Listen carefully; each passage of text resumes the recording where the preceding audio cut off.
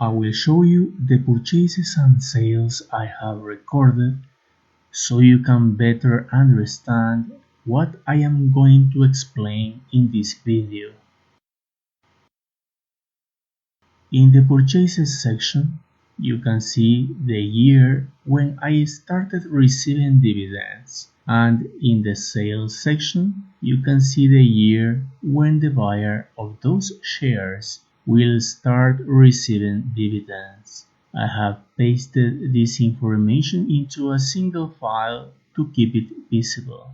Now I will access the dividends window and move to the year 2010, which is the first year I bought stocks of the selected company. I click Edit and you can see how 3,000 shares appear as the shares in my possession.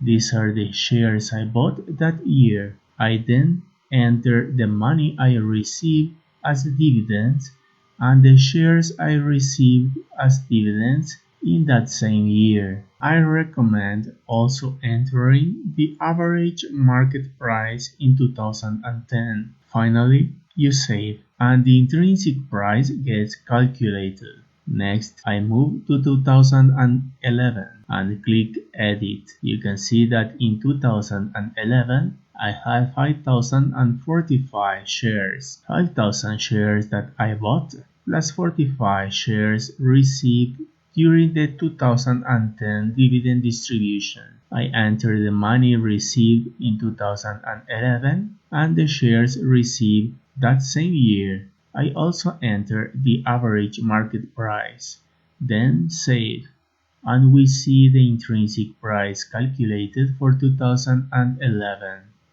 Moving to 2012, I click Edit, and you can see that I had 1,900 shares. In 2012, this is the sum of the purchased stocks minus the sold shares plus the shares received during the dividend distribution.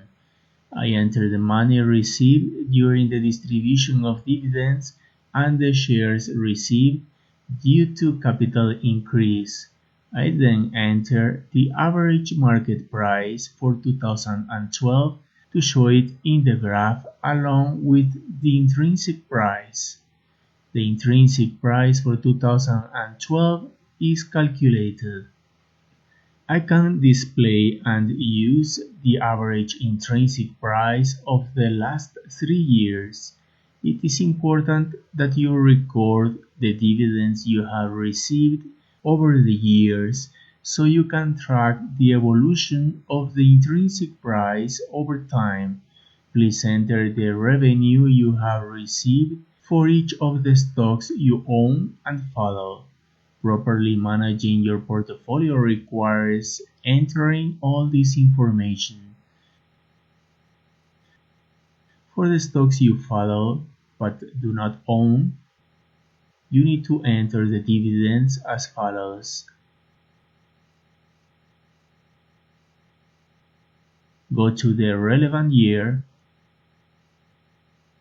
click Edit, and enter the dividends per share that the company distributed in both cash and new shares.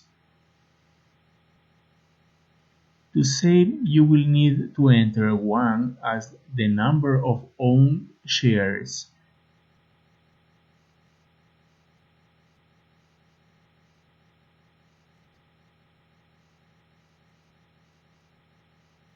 After saving, the intrinsic price gets calculated.